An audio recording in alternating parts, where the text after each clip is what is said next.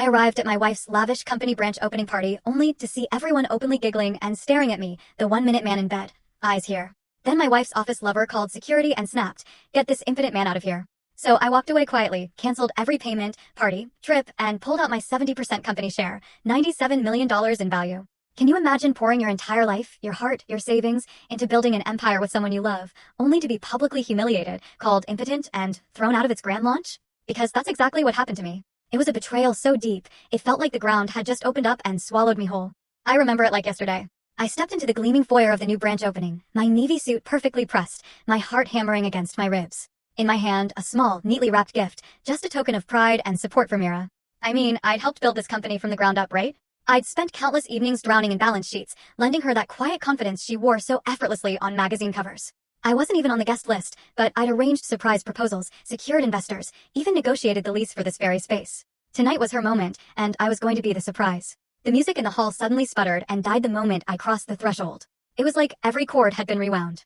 A hush swept over the crowd, and then, laughter. It exploded like shattering glass. My skin prickled. Someone, one of her new team members, I guessed, actually yelled, "Look who's here." The 1-minute man in bed. A roar of cruel delight followed that awful joke. My gift slipped in my hand. I caught it before the paper tore, but the tremor in my fingers spread all the way to my elbows and knees. I froze. The blood just drained from my face. Mira stood at the head of the ballroom, in front of a backdrop emblazoned with her name and the company logo. Her gaze flicked to me for an instant, hurt, something unreadable, then it just cut away as if I didn't even exist. My breath hitched. A flicker of desperation urged me to speak, to salvage the moment, to demand respect. But I didn't. I just watched her shoulders tighten, the way she held the microphone like it was a shield. And then Dorian, her office lover, stepped forward from the side, a triumphant smirk curving on his lips. "Security," he bellowed, loud enough that everyone could hear. "Get this impotent man out of here." That command, it kicked me in the gut.